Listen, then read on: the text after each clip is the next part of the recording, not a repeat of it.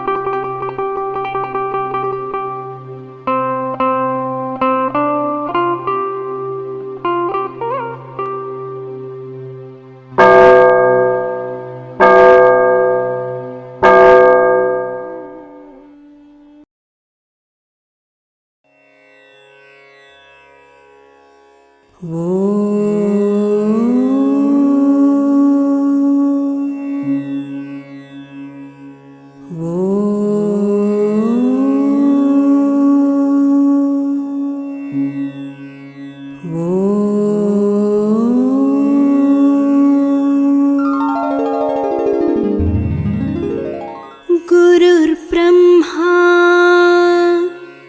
गुरुर्विष्णुः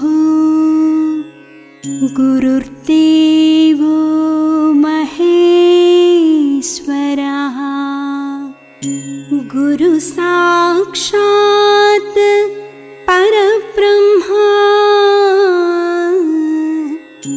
तस्मै श्री गुरवे नमः.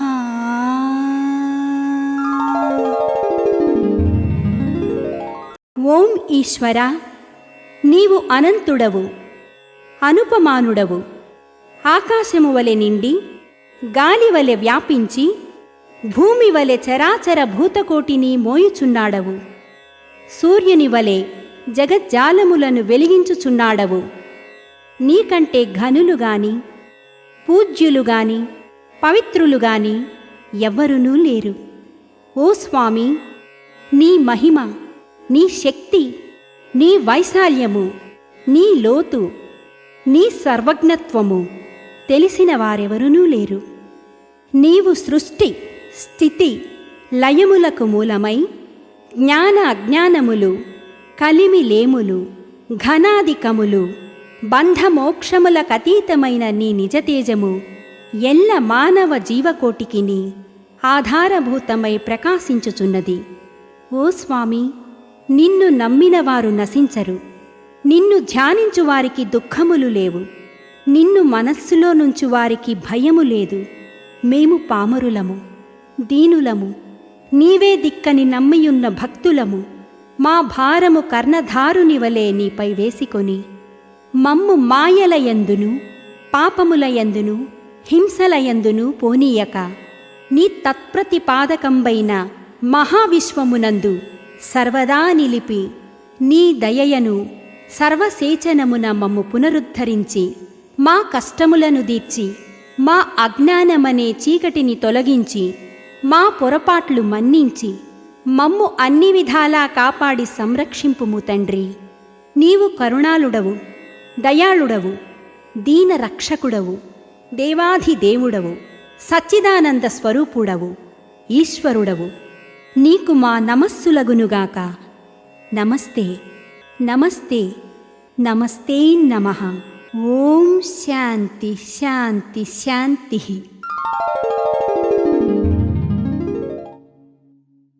ఈనాటి కార్యక్రమంలో ముందుగా షష్ఠపీఠాధిపతి కవిశేఖర డాక్టర్ ఉమ్రాలిషా స్వామి రచించిన సూఫీ వేదాంత దర్శనము అనే గ్రంథము నుండి పద్యము దాని భావము ఆలకించి తాత్విక జ్ఞానానుభూతిని పొందండి.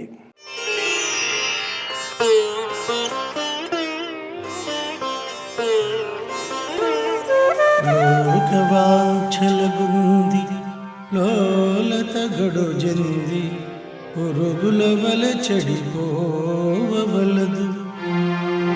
మతమతాంతర వామ మార్గాలబడి బ్రహ్మభావంబు తేజంబు బాయవలదు.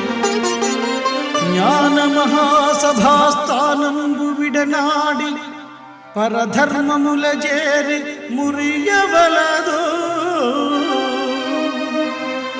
ఈ జన్మగాకున్న పై జన్మలో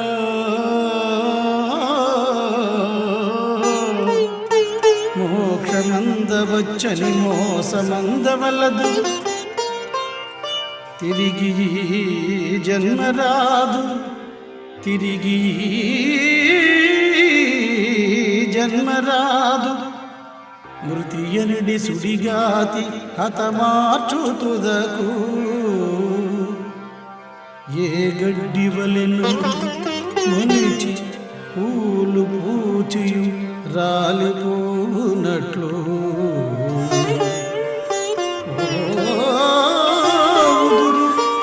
జీవుల రీతి పోలవలదో.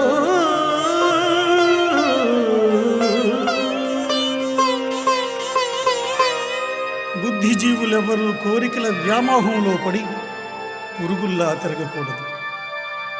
ఆధ్యాత్మిక రంగంలో మాసానికో మార్గం మార్చి పరమాత్మకు దూరం కాకూడదు. జ్ఞాన మహాసభలో స్థానం కోసం చూడాలి తప్ప సభలు ధర్మాలు మార్చడం వల్ల లాభం లేదు. మోక్షం ఉపేక్ష చేయదగింది కాదు. అది ఇప్పుడే ఈ క్షణమే పొందవలసిన మహారక్షణ. మోక్షం పొందడానికి మానవ జన్మను మించిన మహత్తర సాధనం లేదు.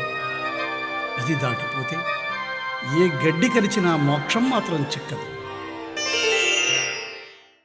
శ్రీ విశ్వవిజ్ఞాన విద్య ఆధ్యాత్మిక పీఠ చక్రవర్తులకు నా సాష్టాంగ నమస్కారములు.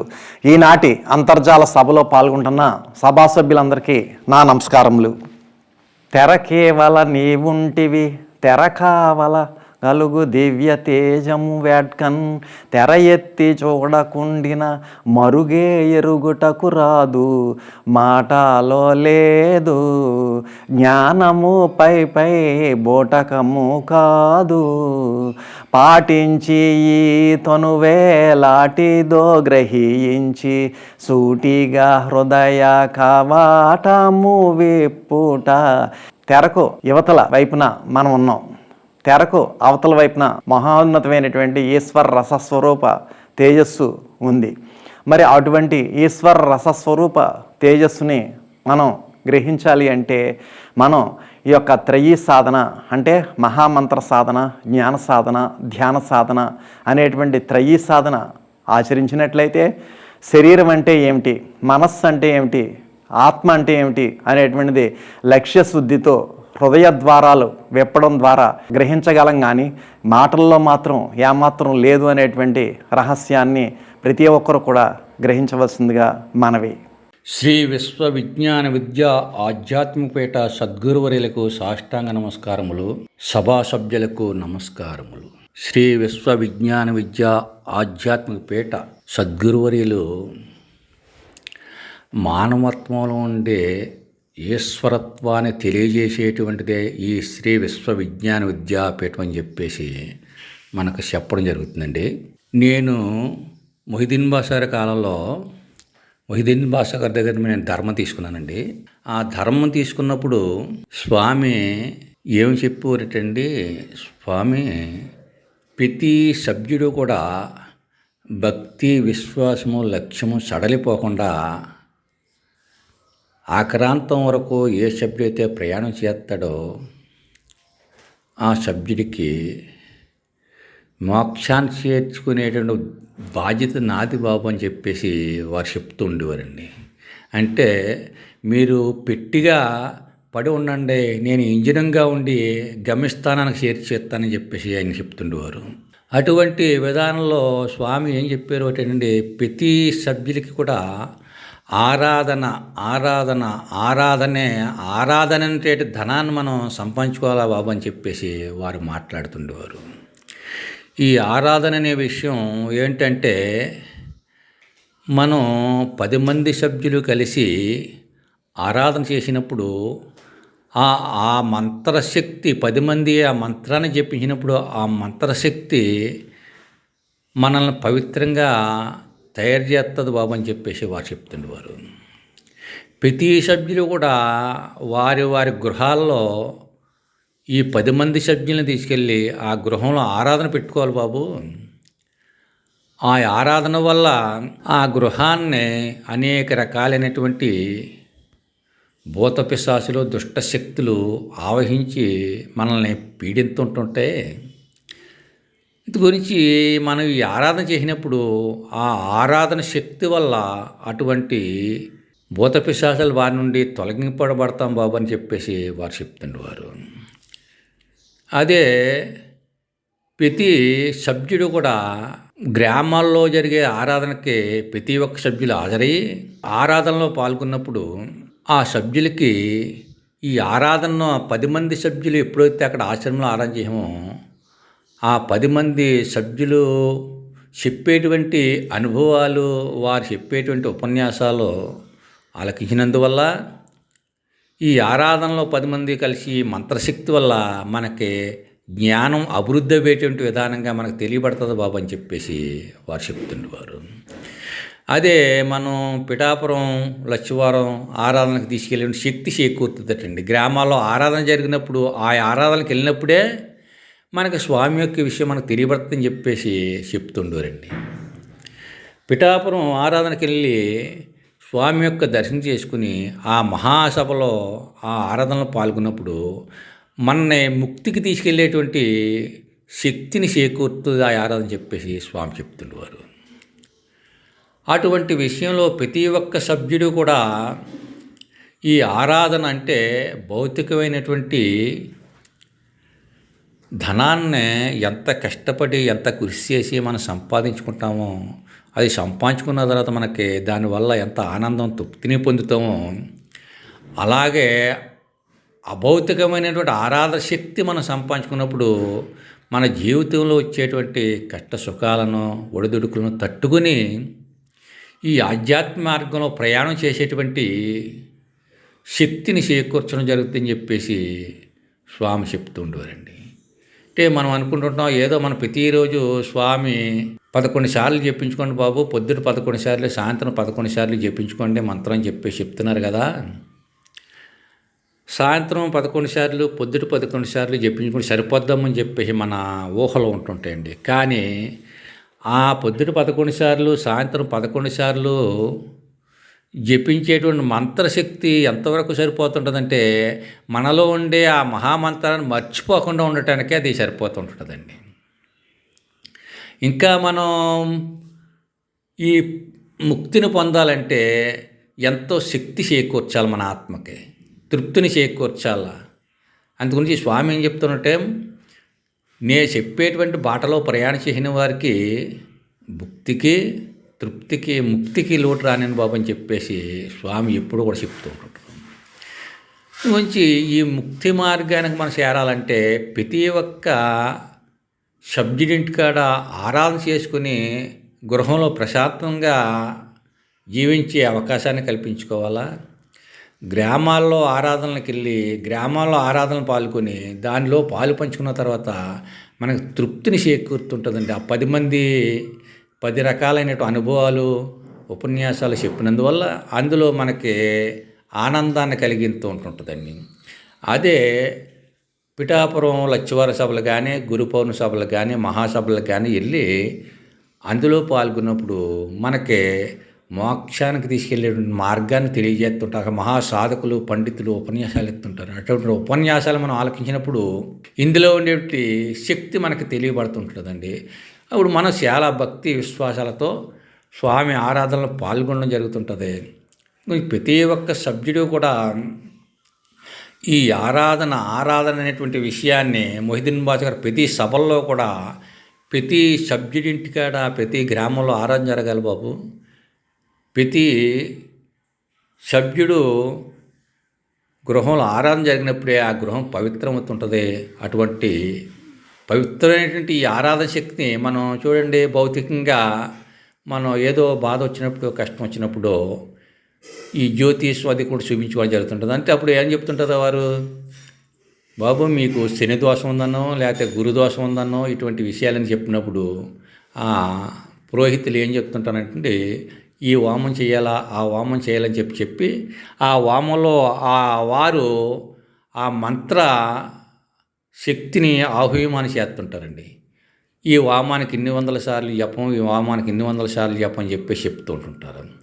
అదే మనం మన 10 మంది సభ్యులు వెళ్ళి ఆ గృహంలో ఆరాధన పెట్టి 10 మంది సభ్యులు జపం చేస్తే 11 సార్లు అనే విషయం 10 మంది చేస్తే 110 సార్లు అవుతుంది. అదే 20 మంది చేస్తే 220 సార్లు అవుతుంది. ఆ మంత్రశక్తి పెరుగుతూ ఉంటుందండి. అందుకంటే ఎక్కువ మంది ప్రతి సభ్యుడు కూడా ప్రతి గ్రామంలో ఆరాధన జరిపించే అవకాశాన్ని కల్పించుకోమని స్వామి చెప్తుండేవారు. అటువంటి ఆరాధన, ఈ స్వామి ఆరాధన ధనం ఎంత ఉన్నది, ఎంత దాని యొక్క శక్తి ఎంత అంటే, స్వామి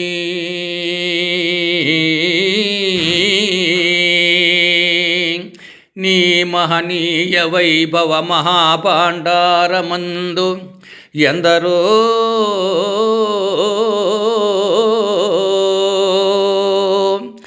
ఏమేము గొనిపోవుసున్న ఒక ఎంతేయల్ తగ్గిపోవదు.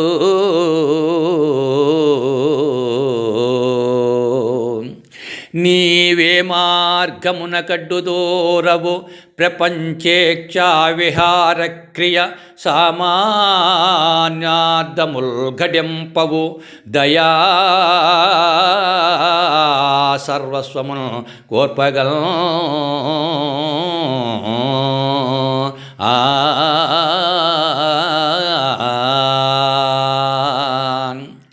ఈ అవకాశం ఇచ్చిన స్వామికి నా సాష్టాంగ నమస్కారం తెలియజేస్తూ నేను ఇక్కడతో విరమించుకున్నాను. ఓం శ్రీ సద్గురభ్యో నమః. శ్రీ శ్రీ శ్రీ విశ్వవిజ్ఞాన విద్య ఆధ్యాత్మిక పీఠాచార్యులు పదాత్ములైన సద్గురుదేవుల యొక్క పాదపద్మములకు నా హృదయపూర్వక సాష్టాంగ నమస్కారాలు. అదేవిధంగా అభౌతిక ఆశీర్వాదం అందజేస్తున్న పూర్వ పీఠాధిపతులకు, అమ్మగారులకు నా యొక్క నమస్కారాలు. ఎవరైతే ఈ యొక్క ప్రసంగాన్ని వింటున్నారో అదేవిధంగా అందరికీ కూడా స్వాగతం, సుస్వాగతం. అందరికీ కూడా స్వామి యొక్క ఆశీర్వాదాలు సంపూర్ణంగా లభించాలని కోరుకుంటూ, మన పీఠంలో ఏం చెప్పబడుతుంది అన్నట్లయితే, జ్ఞాన మహాసభను తెలుపు జ్ఞానము దేహమునందు ఆత్మవిజ్ఞానమేగతిన్ గలుగజాలునో ఎట్లది ముక్తి నొందునో దేని గ్రహించిన నిజము తేలునో ఆ వివరంబులన్నియున్ మానసికంబుగా తెలియు మార్గమే వీరని ఎంచరాదటన్. మరి ముక్తిని పొందడానికి మన యొక్క పీఠంలో అత్యంత చేరువుగా ఉంది అవకాశము. ముక్తినిచ్చే పీఠము ఈ పీఠము అని చెబుతుంది. ఈ పీఠాన్ని ఎవరైనా ఆశ్రయిస్తే ఏ కష్టాలు ఉండవట. ఎట్టి అగచాటులును లేని ఎట్టి పదము, ఎట్టి పొరపాటులు పాలును లేని హట్టిదారి ఆత్మ ఈశ్వరిని వీక్షించు నట్టి త్రోవా ఈ మహాజ్ఞాన సభనభ్యసింపగలరు. ఏ విధమైన కష్టాలు, నష్టాలు, బాధలు, సమస్యలు, పొరపాటులు లేనటువంటి దారిట ఆత్మట ఈశ్వరుని చేరుకునే మార్గాన్ని సులభంగా చూపిస్తుందట ఈ యొక్క పీఠం. అంతేకాకుండా ఈ సభ బ్రహ్మ విద్య నిరింగించెడు తాత్విక పాఠశాల నానా సముపాసితంబులు అనంత కళాలసితంబులౌ ఉపన్యాసమలిచ్చు సాధక జనంబు వసించెడు కాణయాచి రాకాసులునైన మోక్ష పదగాములును సేయునటన్న వింతయే. ఈ సభలో ఈ స్వామి యొక్క సన్నిధిలో మనం ఉండడం వల్ల మనం రాక్షస గుణాలు కూడా పోయి దేవికీ గుణాలన్నీ కూడా మనలో అలవాటయ్యి రాక్షసులు కూడా మోక్ష పదగాములు చేయునటన్న వింతయే అంటే ఇది ఈ మాట ఇప్పుడు కాదండి, త్రేతాయుగం నాటి మాట అనమాట. ఆనాటి రాక్షసులు కూడా రావణ యుద్ధంలో యుద్ధం చేసినప్పుడు ఆ రాక్షసులందరూ కూడా ఈ రామసైన్యము హతమార్చి ఆ రాక్షసులు కూడా మోక్షాన్ని ఇవ్వడం జరిగింది రాముడు. అంటే రాక్షసులనైనా కూడా మోక్ష పదగాములు చేయున్నటన్న వింతంటే ఆనాటి రాముడే ఈనాటి మన యొక్క స్వామి. కాబట్టి ఆనాడు రావణ యుద్ధ కాలంలో రావణాసుడి తరపున ఎవరైతే యుద్ధం చేశారో ఆనాటి రాక్షసులందరూ కూడా యుద్ధంలో సమయింపబడి నశింపబడి మరణించబడి వారికి కూడా ఆత్మజ్ఞానం చేత అంటే ఆత్మకి ముక్తినిచ్చినటువంటి శక్తి ఆ రాముడికి కలిగింది. ఆ రాముడి యొక్క చేతిలో మరణించడం వల్ల, రామ కార్యంలో మరణించడం వల్ల. అదేవిధంగా ఈనాటి కాలంలో ఆనాటి వానరులు మనం ఇప్పుడు నరులుగా వచ్చాము. ఆనాటి రాముడే మన స్వామిగా రావడం జరిగింది. రాముడికి మన స్వామికి ఏ విధమైన వ్యత్యాసము భేదము లేదు. ఆనాటి రాముడు కృష్ణుడు మన స్వామే. ఆ కాలాన్ని బట్టి వారు వచ్చారు. ఆనాటి అలాగ వచ్చారు, ఈనాడు ఎలాగొచ్చారంటే ఆనాటి శ్రీరామచంద్ర మన స్వామి, ఆనాటి వానరులవే మనం. ఆనాడు స్వామిని అంటి పెట్టుకుని ఉన్నాం, ఈనాటిని కూడా మన సభలో స్వామిని అంటి పెట్టుకుని ఉండే అవకాశం మనకు దొరికింది. కాబట్టి జ్ఞానము సాధన లభ్యము, జ్ఞానము మాటలను లేదు కథ చెప్పుటకై మానసమింద్రియ మొసంభనబోని సమాధి నెరుంగబోలు నొంతనను. ఈ యొక్క జ్ఞానమే ఈ పీఠంలో అత్యంత ప్రధానమైనది. జ్ఞానాన్ని మించినటువంటిది మరొకటి లేదు. జ్ఞానవంతుడు మాత్రమే ఈ సభలో ఎప్పుడూ కూడా ప్రకాశించబడుతూ ఉంటాడు. అందుకే త్యాగభావం కలిగి ఉండాలి మనం జ్ఞానం రావాలంటే. ధాన్యమెదజల్లకుండగా ధాన్య రాశిని బడయగలేరు, సాంబ్రాణి వాసలను జిమ్మగలేదు, నిప్పివేసిన గాని త్యాగమున గాని మోక్షమెలాగవచ్చు. ఆ రైతు ఆ ధాన్యం గింజలు కొన్ని ఆకుమళ్ళ వేస్తే ఆకుని తీసి వేరే మళ్ళీ ఉరిస్తే రాసులు కొలిది తన యొక్క గాదుల్లో నింపుకుంటున్నాడు. కాబట్టి కొద్దిపాటి ధాన్యాన్ని వెదజల్లితేనే కదా రాసులు కొలిది ధాన్యం వస్తున్నాయి. అలా మనం కూడా ధనరూపంగా కానీ సమయరూపంగా కానీ సేవారూపంగా కానీ నిజంగా చాలా ధన్యులని సేవ చేసుకున్న ప్రతి ఒక్కడు ఆ సేవారూపంగా కానీ ఎంతో కొంత త్యాగం చేస్తే మోక్షం లభిస్తుంది అని పద్యములో చెప్పబడుతుంది. కాబట్టి కర్మవాంచల జందక నిష్కామ కర్మ ధర్మ నిరతిని జ్ఞాన సాధనము చేసి ఈశ్వరిని జ్ఞానినాత్మ దర్శింపవలయు, తన అభివ్యక్తిగా ప్రతి అణువునందు. ఎవరైతే ఆత్మజ్ఞానం కలిగి ఉంటారో వారు మాత్రం ఈశ్వరుని దర్శించుకోగలుగుతారు అని చెప్తుంది పద్యంలో. మన కష్టాలు వస్తూ ఉంటాయి, అది తప్పించుకోవడం సాధ్యం కాదు. గురుకృప మనపై ఉండాలి. తప్పు కొనంగలే మెచట దాగిన నష్టనున్న కష్టముల్ తప్పవు, కాలగర్భమున దాకొనియుండి భవిష్యార్థముల్ చెప్పెడదేమి జ్యోతిష్యులు చెప్పిన బెంగకే గాని వానిలో ముప్పులు పోవు, నొక్క తపమున్ తొలగించు కర్మబంధముల్. ఎవరైతే మనకి ఈ త్రయీ సాధన చేస్తారో అట్టి వారికి కర్మబంధాలు తొలగిపోతాయండి. అంటే మహా గొప్ప యజ్ఞంలో పెద్ద యజ్ఞం జరుగుతుంది, పెద్ద మంట జరుగుతుంది, పెద్ద భోగమంట జరుగుతుంది. ఆ భోగమంటలో చెంబు నీళ్ళు పోసి ఆరిపేద్దామంటే భోగమంట ఆరిపోతుందండి, ఆరదు కదా. మనం మహా గొప్ప జ్ఞాన సాధకులుగా, మహా గొప్ప తపస్సాలుగా, మహా గొప్ప సాధకులుగా ఉన్నప్పుడు ఈ కర్మలు ఆటోమేటిక్గా ఆ కర్మలన్నీ కూడా ఆ జ్ఞానాగ్నిలో పడి దగ్ధమైపోతాయి. కాబట్టి ఈ సేవ అనేది, జ్ఞానాగ్ని అనేది, తపస్సు అనేది, త్రయీ సాధన అనేది చాలా అత్యంత ప్రధానం అని చెప్పబడుతుంది. జీవ చైతన్యమును మార్చి చిత్తమేర్చి దృక్కునార్చి నాపో జ్యోతి తేటుగూర్చి చీకటు వెలార్చి జగము నిర్జింపగలదు, జ్ఞాన సభ్యులు లోక విఖ్యాతులగుచు. జ్ఞాన మహాసభలో ఉన్న ప్రతి సభ్యులు కూడా ఏం చేయగలరంటే దేనినైనా సాధించగలరటండి. ఆ సూర్యుని కూడా ఉదయించకుండా ఆపే వచ్చేటండి. అలా మరి ఆపేశారు కదండి సతీ సావిత్రి సక్కువ వీళ్ళంతా కూడాను ఎలాగ ఆపేయగలిగే తపశక్తి అండి, జ్ఞానశక్తి అండి. అదేవిధంగా మరి ఎన్నో చచ్చిపోయిన వాడు కూడా బతికించే శక్తివంతులు మన పీఠంలో ఉన్నారు. అది ఒక రోజున చెప్పుకుందాము. మన నాగులపల్లి సభ్యులే ఉన్నారు. చచ్చిపోయిన వ్యక్తిని కూడా మన హుషేన్ షాయి గారిని పరమేశ్వర అడిగారు, బాబు ఉమరాలి షా మా గురువు గారిని ఉమరాలి షా గారు మరణించారు కాబట్టి వారిని బతికించేస్తాం మేము. ఉమరాలి షా సద్గురువర్యులు మాకు మృత్యుంజయ మంత్రాన్ని నేర్పారు, అంటే చనిపోయిన వ్యక్తిని కూడా బతికించేటువంటి మంత్రాన్ని మాకు నేర్పారు కాబట్టి హుషేన్ షాయి గారు మీరు అనుమతి ఇవ్వండి, ఉమరాలి షా గారిని బతికించేస్తామని పెద్ద ఉమరాలి షా తాతయ్య గారిని బతికించడానికి వచ్చారండి నాగులపల్లి సభ్యులు కొంతమంది. వస్తే హుషేన్ షాయి గారు అన్నారు, కాలగమనంలో ఏది జరగాలో అది జరగనివ్వండి, మనం కాలానికి వ్యతిరేకంగా వెళ్ళకూడదు, ఇది ధర్మం కాదని హుషేన్ షాయి గారు ఆ వ్యక్తులు బతికించేస్తారన్న వ్యక్తుల్ని వద్దని చెప్పారండి. అంటే మన పీఠంలో ఉన్న సభా సభ్యులే బతికించేసే వ్యక్తుల్ని చచ్చిపోయే వ్యక్తులు బతికించేస్తానన్నారంటే మరి ఇంక మన పీఠాధిపతులు ఎంత గొప్ప శక్తివంతులో చూడండి. కాబట్టి ఈ పీఠం సామాన్యంగా లేదండి, ఈ పీఠంలో సేవ మామూలుగా లేదండి. ఈ పీఠంలో ఉన్న ప్రతి వ్యక్తి కూడా సేవ చేత తరిస్తారండి, అలాగే సాధన చేత తరిస్తారండి, జ్ఞానం చేత తరిస్తారండి. మహా జీవన్ముక్తులండి మన పీఠంలో వారు. ఏది జీవన్ముక్తి అన్నట్లయితే దేనిని జీవన్ముక్తి అంటారంటే శాశ్వత ఆనందం యొక్క ఉన్నత స్థితియే జీవన్ముక్తి. శాశ్వత ఆనందం యొక్క ఉన్నత స్థితియే జీవన్ముక్తి. జీవన్ముక్తి స్వరూపుడు ఎప్పుడు కూడా అహంకారాన్ని చూపించడు. అహంకారము అధికారము ఏమి ఉండవడానికి అహంకారం వదిలిపెట్టేస్తాడు. జీవన్ముక్తి స్వరూపుడు సర్వత్రా బ్రహ్మనే వీక్షిస్తూ ఉంటాడు, సర్వత్రా బ్రహ్మనే చూస్తూ ఉంటాడు, అన్నిటా అంతటా బ్రహ్మస్వరూపాన్ని వీక్షించి దర్శించి ఆనందిస్తూ ఉంటాడు. జీవన్ముక్తి స్వరూపుడు ఎప్పుడు సదా నవ్వుతూనే ఉంటాడు, ఆనందంగానే ఉంటాడు. జీవన్ముక్తి స్వరూపుడు త్రిగుణాలకు అతీతంగా ఉంటాడు, అంటే సత్వ రజో తమో గుణాలకి అతీతంగా ఉంటాడు. జీవన్ముక్తి స్వరూపుడు త్రికాల జ్ఞానిగా ఉంటాడు. జరిగింది జరుగుతున్నది జరగబోయేది ఆయనకి తెలుసుకుంటూ ఉంటాడు. ఆయన ఆ సమస్యలు ఆయన దగ్గరకు వచ్చిన వ్యక్తులు కూడా సమస్యలు తీరుస్తూ ఉంటాడు. కాబట్టి జీవన్ముక్త రహితమైన స్థితిలో ఉండాలని స్వామి మనల్ని కోరుకుంటున్నారు. అంటే ఆ విధంగా సాధన పరులు కావాలన్నారు. మరి భక్తి కలిగి ఈ భక్తి నిర్వచనం చెప్పారు అయ్యగారు.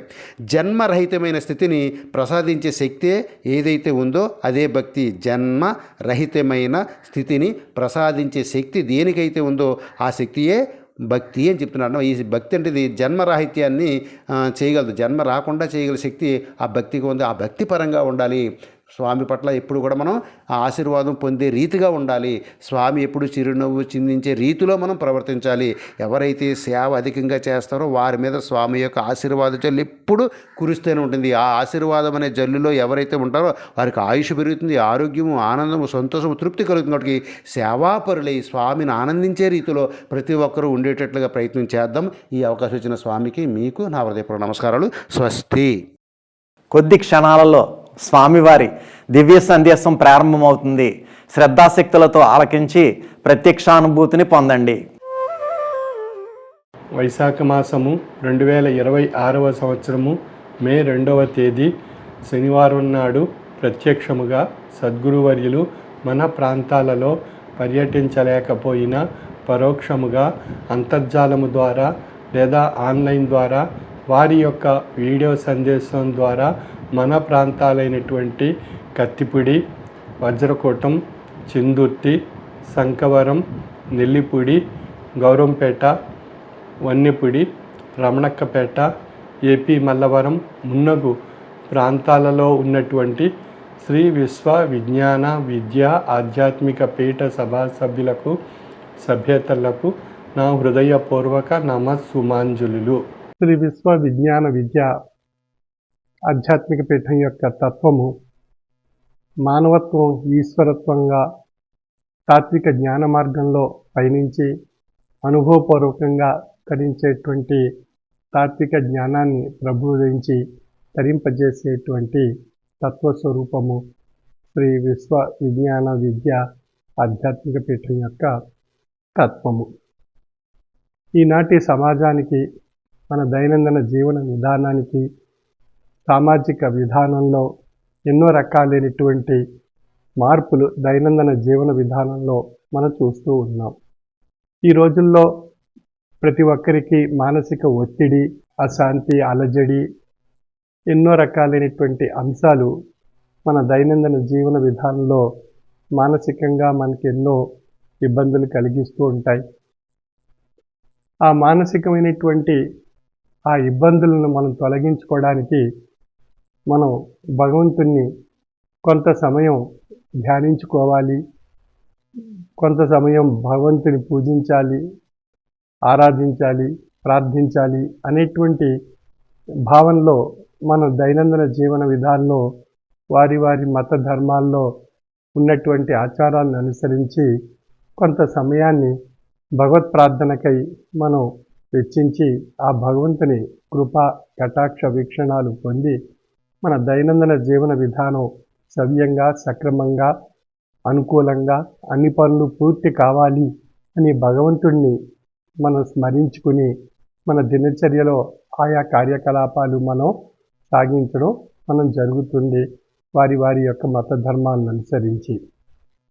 అంచేత ప్రతి మత ధర్మంలో వారి యొక్క పూజా విధానం, వారి యొక్క ప్రార్థనా విధానం, వారి యొక్క ఆరాధనా విధానం, వారి యొక్క ధ్యాన స్వరూపమైనటువంటి విధానంలో భగవంతుణ్ణి మనం అర్థించి భగవంతుని యొక్క కృప పొంది ఆశీస్సులు పొంది మన యొక్క దైనందిన జీవన విధానంలో ఉండేటువంటి కార్యకలాపాలన్నీ సక్రమంగా నిర్వహించుకోవడం మనం జరుగుతుంది.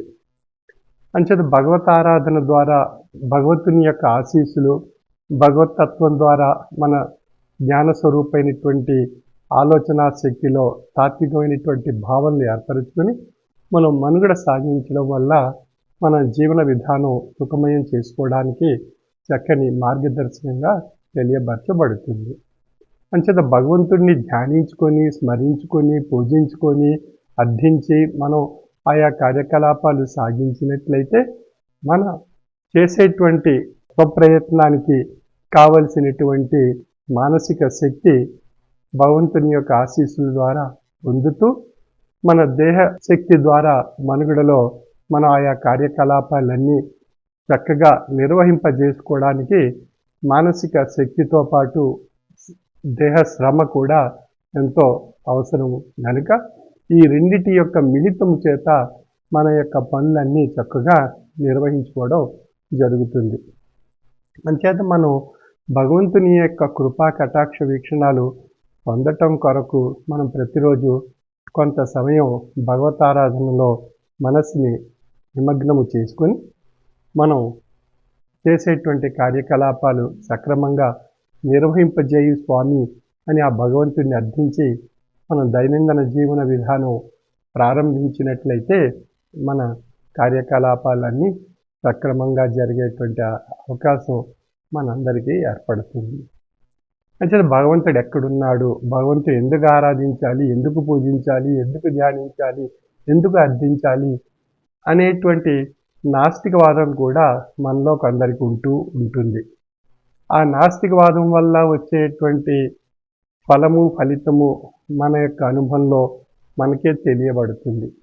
ఎందువల్ల అన్నప్పుడు ఎంత శ్రమతో మనం దేహశ్రమ ఆచరించినప్పటికీ దానికి మానసిక మనోశక్తి మనకి లేకపోయినట్లయితే, దేహశ్రమకు మనోశక్తి తోడు కాకపోయినట్లయితే మనం చేసేటువంటి పని యందు సక్రమైనటువంటి ఫలితాలు పొందడానికి అవకాశం ఉండదు. అందువల్ల మానసిక శక్తి దేహశక్తికి తోడై మనం చేసేటువంటి ప్రయత్నానికి చక్కని ఫలితాలు వచ్చేటువంటి అవకాశం మనకు కలుగుతుంది. అంచేత మనం మానసిక మనోశక్తి మనలో పెంపొందింప చేసుకోవడానికి ఒక భగవత్ స్వరూపమైనటువంటి శక్తిని మనం ఆశ్రయించి మనం ప్రయాణం సాగించినట్లయితే మనలో మనోశక్తి వృద్ధి చెందుతుంది. కొన్ని సమయాల్లో మనోశక్తి నాస్తికవాదంలో ఉన్నటువంటి వారికి మనోశక్తి బలహీనపడుతూ ఉంటుంది.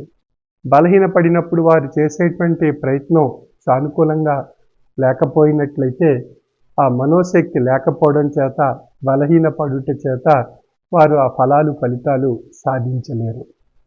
అంచేత భగవత్ శక్తితో కూడినటువంటి మనోశక్తి మనలో ఉన్నప్పుడు మనం చేసేటువంటి దేహశక్తికి, శ్రమకు, ప్రయత్నానికి భగవత్ స్వరూపమైనటువంటి మనోశక్తి తోడైనప్పుడు ఆయా ఫలితాలన్నీ కూడా ఎంతో సక్రమంగా సవ్య దిశలో చక్కని ఫలితాలు పొంది తరించే అవకాశం మన యొక్క అనుభవంలో మనకు తెలియబడుతుంది. అంచేత మనస్సును బల్యమైనటువంటి శక్తిగా మార్చుకోవడానికి మనోశక్తిని, మనోధైర్యాన్ని, మనోసంకల్పాన్ని ఏర్పరచుకోవడానికి మనకు భగవత్ కృప మనకి ఎంతో అవసరము. భగవంతుడు లేడు, భగవంతుడి యొక్క రూపాన్ని, భగవంతుడి యొక్క స్వరూపాన్ని, భగవంతుని యొక్క విషయాన్ని స్మరించినటువంటి నాస్తికులకు అయినట్లయితే మానసిక బలహీనతలు ఏర్పడుతుంటాయి. ఆ మానసిక బలహీనతలు శరీరాన్ని కృంగదీస్తూ ఉంటాయి. శరీరం యొక్క మనుగడలో ఆయా ఫలాలు ఫలితాలు పొందేటువంటి విషయాల్లో శరీర తత్వాన్ని కూడా బలహీనపరుస్తూ ఉంటాయి. అంచేత శారీరక బలహీనత, మానసిక బలహీనత ఈ రెండూ ఏర్పడినప్పుడు మన జీవన విధానంలో మనం చేసేటువంటి పనులకు కావలసినటువంటి ఫలితం మనకు లభించదు. అంచేత మనం చేసేటువంటి ప్రతి పని యందు శారీరక శక్తి, మానసిక శక్తి ఈ రెండూ తోడైనప్పుడు మన ఫలితాలన్నీ కూడా చక్కగా సవ్య దిశలో మనకు అనుకూలమైనటువంటి ఫలాలు ఫలితాలు పొంది తరించేటువంటి అవకాశం మనకు కలుగుతుంది. మంచిద దేహాన్ని అనుసరించి మనసును అనుసరించి దేహం, ఈ రెండు ఒకదానితో ఒకటి అవినాభావ సంబంధం కలిగినటువంటి అంశాలుగా మన యొక్క జీవన చర్యలో మనకు తెలియపరచబడుతున్నాయి. కాబట్టి అటువంటి తాత్వికమైనటువంటి జీవన తత్వాన్ని మనం దైనందిన జీవన విధానంలో అలవర్చుకున్నట్లయితే మనసును అనుసరించి దేహం, దేహాన్ని అనుసరించి మనస్సు ఒకదానితో ఒకటి మిళితమై అనుసంధానింపబడి ఆయా కార్యకలాపాలు నిర్వహించుకోవడానికి కావలసినటువంటి ఒక అద్భుతమైనటువంటి శక్తి భగవత్ స్వరూపం యొక్క ఆశీస్సు, భగవత్ స్వరూపం యొక్క శక్తి. ఆ శక్తి ధ్యాన రూపంగా, ప్రార్థన రూపంగా, ఆరాధన రూపంగా, పూజా రూపంగా ఆయా మత ధర్మాల్లో ఆయా ఆచార వ్యవహారాలను అనుసరించి మనం స్వీకరించి ఆ పూజా విధానాన్ని, ఆరాధనా విధానాన్ని, ఆ ధ్యాన విధానాన్ని, ఆ ప్రార్థనా విధానాన్ని మనం స్వీకరించి మనలో ఆ అద్భుతమైనటువంటి శక్తిని మనసులో సమకూర్చుకొని ఆ సమకూర్చుకున్నటువంటి శక్తి దేహం యొక్క విధానంలో సమర్పించుకుని మనం ఆయా కార్యకలాపాలు మనం సాగించినట్లయితే మన ఫలితాలు మనకు ఒక చక్కని అనుభూతిని, ఆనందాన్ని కలిగిస్తాయి. అప్పుడు మనకి అందులో ఉండేటువంటి ఆ అద్భుతమైనటువంటి శక్తి ఏ విధంగా ఉంది అనేటువంటి అనుభూతి ద్వారా మనకు ఒక చక్కని మహత్యంగా, ఒక అద్భుతమైనటువంటి భగవత్ శక్తిగా, ఆశీస్సుగా మనకు తెలియబడుతుంది. ఆ విధంగా భగవంతుని యొక్క ధ్యానంలో, భగవంతుని యొక్క ఆరాధనలో, భగవంతుని యొక్క పూజా విధానంలో, ఆయా మత ధర్మాల్లో ప్రసాదింపబడినటువంటి ఆయా విషయాలను మన యొక్క దినచర్యలో ప్రతి ఒక్కరూ వారి యొక్క మత ధర్మానుసారమైనటువంటి అంశాలను దృష్టిలో పెట్టుకుని ఆయా పూజా విధానాలను అనుసరించి ఆ భగవంతుని అర్థించి మన యొక్క దినచర్య మనం ప్రారంభించినట్లయితే మనకు ఒక చక్కని మార్గదర్శకమైనటువంటి తాత్విక జీవన తత్వం మనకు అలవర్చుకునేటువంటి అవకాశం మనందరికీ కలుగుతుంది.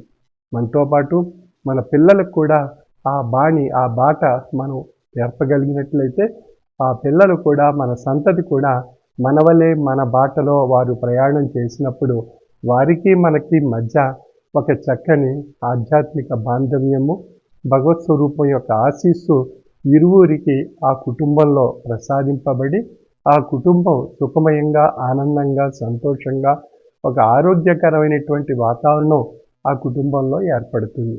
ఆ విధంగా కుటుంబ వ్యవస్థ అంతా కూడా ఆ భగవంతుని యొక్క ఆశీస్సుల చేత ఆ భగవత్ తత్వం యొక్క మార్గంలో ప్రయాణం సాగించడం ద్వారా మనందరిలో భగవంతుని యొక్క అద్భుతమైనటువంటి శక్తి మనందరం, మన కుటుంబ సభ్యులందరూ ఆస్వాదిస్తూ మన యొక్క మనోభావాల్లో ఉండేటువంటి కలుషితమైనటువంటి అంశాలు తొలగించుకుంటూ, మనలో ఉండేటువంటి విభేదాలను తొలగించుకుంటూ, మనలో ఉన్నటువంటి మనస్పర్ధలను తొలగించుకుంటూ, మనలో ఉండేటువంటి ఒక అద్భుతమైనటువంటి జ్ఞానశక్తి ద్వారా భగవంతుని యొక్క తత్వాన్ని పొంది తరింపజేసుకోవడం ద్వారా మనలో ఒక చక్కని ఆధ్యాత్మిక బాట, భగవతత్వము మనందరిలో, మన కుటుంబ సభ్యులందరిలో ఏర్పడినప్పుడు మనందరిలో కూడా ఒక సమైక్యత, సమభావం, ఒక చక్కని ఆహ్లాదకరమైనటువంటి వాతావరణం మన కుటుంబంలో ఏర్పడుతుంది.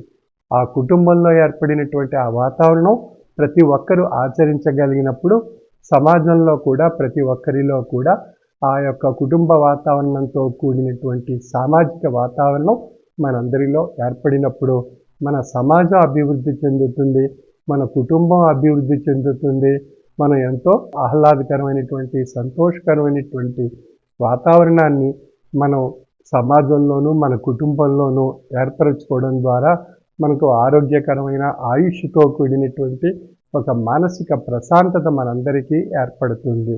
ఆ మానసిక ప్రశాంతతతో పాటు మన అభివృద్ధి, మన యొక్క దినచర్య అన్నీ కూడా ఒక చక్కని ఆహ్లాదకరమైనటువంటి సంతోషకరమైనటువంటి ఆనందకరమైనటువంటి పండుగ వాతావరణం మన కుటుంబంలోనూ మన యొక్క సమాజంలోనూ ఏర్పరచుకోవడం ద్వారా ఒక ప్రతిరోజు మనకు పండుగ కిందే మన దినచర్య ప్రారంభం కాబడేటువంటి అవకాశం మనందరిలో కలుగుతుంది.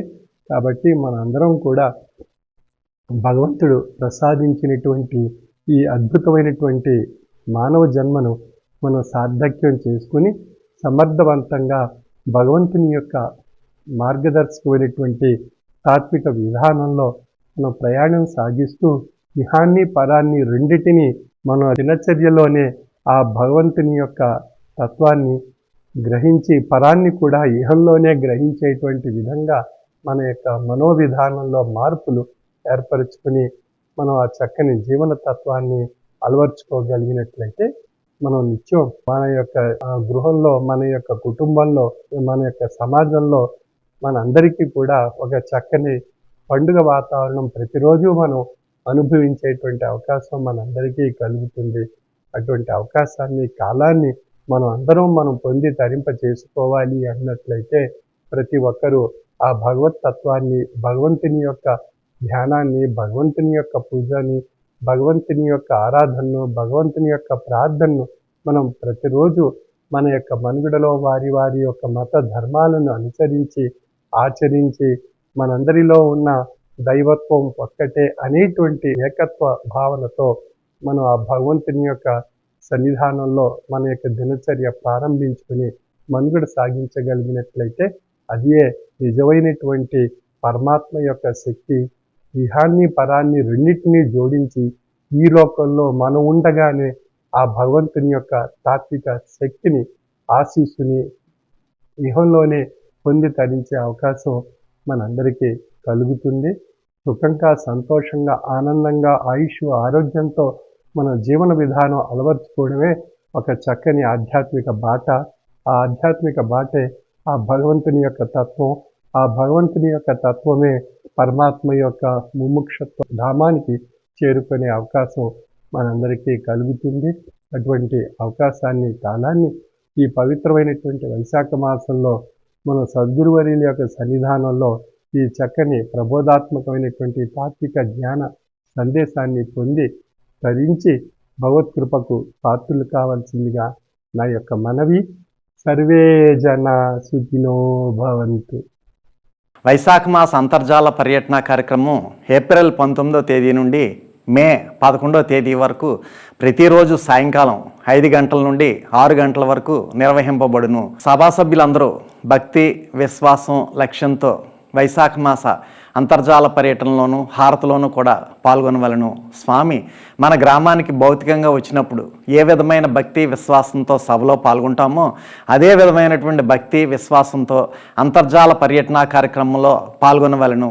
మీ గ్రామాలలో స్వామి అంతర్జాల పర్యటనలో ఉన్నప్పుడు సభా సభ్యులంతా మీ గృహాలలో స్వామివారి ఫోటో వద్ద దీపారాధన చేసి ప్రసాదం ఉదకం పెట్టుకొని హారతి అనంతరం కుటుంబ సభ్యులంతా అత్యంత లక్ష్యంతో ప్రసాదం ఉదకం స్వీకరించి స్వామివారి శుభాశీస్సులు పొందవలెను. పరమ పవిత్రమైన వైశాఖ మాస అంతర్జాల పర్యటన మే 2వ తేదీ శనివారం ఉమ్మడి తూర్పుగోదావరి జిల్లాలో కత్తిపూడి, వజ్రకోటం, చందుర్తి, శంఖవరం, నెల్లిపూడి, గౌరంపేట, వన్నెపూడి, రవణకపేట, ఏపీ మల్లవరం తదితర గ్రామాల్లో స్వామివారి యొక్క దివ్యమైనటువంటి ఈశ్వర రసస్వరూప తేజస్సును వారి యొక్క అనుగ్రహ భాషణ రూపంలో ప్రకటింప చేయడం జరిగింది. స్వామి ఏ ఉపన్యాసంలో అయినా సరే ఏదో ఒక అంశం మీద మనల్ని చైతన్యవంతులను చేస్తుంటారు. అదేవిధంగా విధి విధానం గురించి, కర్మ గురించి కూడా స్వామి అనేక సార్లు తెలియచేయడం జరిగింది. విధి విధానం ఏ విధంగా ఉన్నప్పటికీ కూడా, కర్మలు ఏ రకమైనటువంటి కర్మలు అయినప్పటికీ కూడా వాటిని సత్కర్మలుగా త్రయీ సాధన ద్వారా మార్చుకుని చక్కగా సుఖంగా, శాంతిగా, ఆనందంగా, తృప్తిగా జీవించవచ్చు అని చెప్పి స్వామి తెలియచేసినటువంటి విధానాన్ని మరొక్కసారి మనం గమనిద్దాం. విధి అంటే బ్రహ్మ, విధి అంటే కర్మ, విధి అంటే నిబంధన, విధి అంటే ఏర్పాటు. స్థితిని బట్టి జీవనగతి, గతిని బట్టి సుగతి ఏర్పడటం లేదా దుర్గతి పాలవటం జరుగుతూ ఉంటుంది. సుగతి అంటే మంచి జరగడం, దుర్గతి అంటే చెడు జరగడం అన్నమాట. విధి విధానాన్ని అనుసరించి మనిషి జీవితం నడుస్తూ ఉంటుంది. అంతా విధి విధానమే అయితే మనిషి చేయవలసింది కానీ, చేయగలిగింది కానీ అంటూ ఏదీ ఉండదు. అహం బ్రహ్మాస్మి అనుకుని కాలం గడిపేయడం తప్ప మరో ప్రత్యామ్నాయం లేదంటారు కొందరు. విధి లిఖితం, విధి బలీయం అంటూ అన్నీ వదిలేసి చేతులు ముడుచుకుని కూర్చోవడమే పని అయితే మానవ ప్రయత్నానికి ఇంకా విలువేమిటి అని చెప్పి మరికొంతమంది ప్రశ్నిస్తూ ఉంటారు. ఈ ప్రశ్నకు సమాధానం జీవితం ద్వారా రాబట్టుకోవాలి కానీ విధికి తలవంచడమా, దాన్ని తలకెత్తుకోవడమా అనేది తేల్చుకోవాలి. ప్రతి మనిషికి జీవితకాలంలో ఎప్పుడో ఒకప్పుడు తన అస్తిత్వం గురించి, ఈ లోకంలో తాను సాధించవలసిన దాని గురించి ఓ సంశయం ఎదురుకాక తప్పదు. తాను ఏం చేయాలో, ఏమి చేయకూడదో అర్థం కాని సందిగ్ధంలో పడక తప్పదు. రెండు దారుల కూడలలో ఎటుపోవాలో తెలియలేని బాటసారులా, ఎరుకలేని బాటసారులా అవుతాడు. విధికి ఎదురీదడమా లేక ప్రవాహంతో పాటు తేలిపోవడమా అన్న మీమాంస ఎదురుకాక తప్పదు. ఇదే పరిస్థితి మహాభారత సంగ్రామంలో అర్జునుడు ఇటువంటి పరిస్థితినే చవిచూడవలసి వచ్చినప్పుడు శ్రీకృష్ణ పరమాత్మ అర్జునుడికి మహోత్కృష్టమైనటువంటి భగవద్గీతను ఉపదేశించి తన యొక్క మహోత్కృష్టమైనటువంటి ఈశ్వర రసస్వరూప శక్తిని అర్జునుడిలో ప్రవేశపెట్టి ఆ యొక్క మహోన్నతమైనటువంటి విజయాన్ని అందించడం జరిగింది. ఒక మనిషిగా తన వారిని, గురువులను, బంధువుల్ని, స్నేహితుల్ని కూడా సంహరించాలా, సంహారం సాగించి నేను సాధించేది ఏమిటి, ఇంతకన్నా అస్త్ర సన్యాసం చేసి కురుక్షేత్ర రణక్షేత్రం నుంచి తొలగడమే మెరుగనిపించింది సవ్యసాచికి. నేను, నాది అన్న భావన కర్తవ్యం మూడుని చేసింది. అర్జున విషాద యోగం శ్రీకృష్ణ గీతామృతానికి మూల కారణమై ఈ ప్రస్తుత పరిస్థితుల్లో మనందరూ కూడా మహోన్నతమైనటువంటి భగవద్గీతని చదువుకుంటున్నాం. విధిని ఎదిరించమని కానీ, లొంగిపోమ్మని కానీ శ్రీకృష్ణుడు ఎక్కడా కూడా చెప్పలేదు. కర్తవ్యం గుర్తు చేశాడంతే. ఒక యోధుడిగా పోరు సలపడమే నీ విద్యుక్త ధర్మం, అదే నిన్ను కాపాడుతుంది, కర్మకు తగ్గ ఫలితం ఇస్తుంది అన్నాడు శ్రీకృష్ణ పరమాత్మ. అలా చేయడం నిష్కామ కర్మయోగం. కర్మతో యోగించమని, కర్మఫలాన్ని గురించి ఆలోచించవద్దని పరమాత్మ ఆదేశించడం జరిగింది. విధి అంటే జీవితంలో ఎదురయ్యే కష్ట సుఖాలు, లాభ నష్టాలు, మంచి చెడ్డలు మాత్రమే కాదు. సుఖాలకు లొంగిపోవడం, దుఃఖాలకు కుంగిపోవడం అంతకన్నా కాదు. భౌతిక జీవితంలో తారసపడే అనుభవాలు, అనుభూతులు విధి విధానానికి కొలమానాలు కావు. అవి కేవలం నీటి బుడగలు. జీవితంలో ఘటనలకు అతీతంగా శోధించి సాధించవలసిన పరమార్థం ఒకటి ఉంది. అదే గమ్యం, అదే పరమార్థ సాధన. యోగ దృష్టికి సకల చరాచరాల్లో ఏకత్వం కనిపిస్తుంది. భూత భవిష్యత్ వర్తమానాలు కరతలామలకం అవుతాయి. ఏకకాలంలో 3 మండలాలతో మమేకం కాగలడు. బ్రహ్మాది దేవతలకు అంతుపట్టని పరతత్వం ఒక యోగి దృష్టికి సామంతం నేర్పుతుందని, మోక్ష సాధనకు యోగ మార్గమే శరణ్యమని భగవద్గీత తెలియచేస్తుంది. భర్తృహరి సుభాషితంలో యతి నృపతి సంవాదం ఈ సత్యానికి తెరతీస్తున్నది. యోగాలకు రాజు రాజయోగం, రారాజు కరవాలం కన్నా యోగిరాజు యోగ బలం చురుకైనది, కొరుకైనది. ఆచరణీయమైన ఆలోచనలకు సానపట్టడమే సాధన. ఒక గాజు పాత్రలో నీళ్లు పోసి నిదానంగా పరిశీలించినప్పుడు అట్టడుగున నీటిలోని వ్యర్థాలు కనిపిస్తాయి. యోగి ఆలోచనలను వడగట్టి బుద్ధిని ఏకాగ్రం చేయడం వల్ల మనసు నిలకడ పొందుతుంది. మబ్బు తొలగిన సూర్యుడిలా సత్యం అవగతమవుతుంది. చిత్తవృత్తులను నిరోధించడం యోగం అని, నిశ్చల బుద్ధితో పనిచేయడమే కర్మ కౌశలం అని, ఈ రెండింటికి సంయోగమే విధి విధానం అని గ్రహించాలి. విధికి సరైన నిర్వచనాలుగా మనం స్వీకరించాలి. ఈ విధి విధానాల గురించి మన శాతత్వంలో కూడా అవతారి శ్రీ హుస్సేన్ షా సద్గురువర్యులు మహోత్కృష్టమైనటువంటి ఈశ్వర రసస్వరూప రహస్యాన్ని మనకి తెలియచేయడం జరిగింది. విధి విధానం అలంగ్యం ఎట్టి వారికిన్ అన్నాడు తత్వవేత్త. సృష్టి యందు జీవరూపంలో ఉన్న ప్రతిదీని కూడా విధి అని బలీయమైన శక్తికి లొంగి ఉన్నదన్న సంగతి మర్చిపోకూడదు. అది ఈశ్వర సంభూతమైన మహాశక్తికి లొంగి ఉన్నది అనేటువంటి సంగతి తథ్యము. ఎవరైనాను విధికి మించిపోజాలరు. ఈశ్వర సంభూతమైన రసస్వరూపమునకే విధి అని చెప్పవలేను కానీ దీనికి మించిన విషయం వేరుగా జరగబోదన్న సంగతి మనకు సుబోధితముగా తెలుసుకోవాల్సినటువంటి అవసరం ఉన్నది. మన దృష్టికి కనపడే పంచభూతాల యొక్క గమనం ఆగడం, వాటి యందు మనుగడగా కలిగిన సృష్టి వైచిత్ర్యము విధికి మించిపోజాలదన్న సంగతి నిక్కము. అటువంటి స్థితిని తెలుసుకున్న వ్యక్తికి ఈ పంచభూతములు విధి ప్రేరితములని తెలుసుకొనగలరు. కావున ప్రతి విషయము మన అనుభవ రూపంలో పరిశీలించి విమర్శించినా దాని అంత్యపరిణామం విధికృతమని మనకి గ్రాహ్యం కాగలదు. కావున మానవ జన్మగా వచ్చిన వ్యక్తిత్వము దాని అంత్యం వరకు జరిగిన మనుగడ విధి విధానంగానే జరుగుచున్నదని నిశ్చయించవలసి ఉన్నది. అదియే నిజము కూడా. మరి కర్మ అంటే ఏమిటి అనేది స్వామి కర్మ అన్నది 2 విధములు. ఒకటి ఊహారూపంలో జనించి ఊహారూపంలోనే సంసిపోవును. 2 ఊహారూపంలో జనించి అవయవరూపమైనటువంటి కార్యకలాపంలో సంసిపోవును. ఊహారూపంలో ఎప్పటికప్పుడు ఉద్భవించి ఆ క్షణమందే భౌతికంగా అవయవ రూపమందు వ్యక్తమయ్యే కార్యకలాపంలో కర్మరూపమును దాల్చుచున్నవి. మరి జ్ఞాని ప్రతి విషయంలో కూడా రసస్వరూప సంభూతమైన ఈశ్వర ప్రేరిత విధికృత్యమని సహించును. అంటే శుభాలలో తబ్బిబ్బుపడడు, అశుభాలలో ఇరికినప్పుడు ఏడవడు. అజ్ఞాని అయినట్లయితే తనకు కలిగిన శుభములకు ఉబ్బి తబ్బిబ్బై మిడిసిపడి గర్వించి అశుభము వక్రించినప్పుడు ఈ శ్రోమని ఏడ్చుచు తాను చేసిన కర్మను మరచి విధిని దూషించును. మరి తాను చేసినటువంటి కర్మను మర్చిపోతాడు, విధిని మాత్రం దూషిస్తాడనమాట. అందుచేత స్వామి మనకి ఫైనల్గా ఏం చేస్తున్నారు అంటే ముక్తి స్వరూపుడైన సాధకుడు పై విషయములకు అన్యంగా ఉండి విధి కర్మల విధానములు తిలకించుచు వాటి పరిణామములను శుభములుగా మారినట్లు తన సంకల్పంలో ఇమిడిపోయే ఊహలలో నిశ్చయించి తరింప చూడగలడు.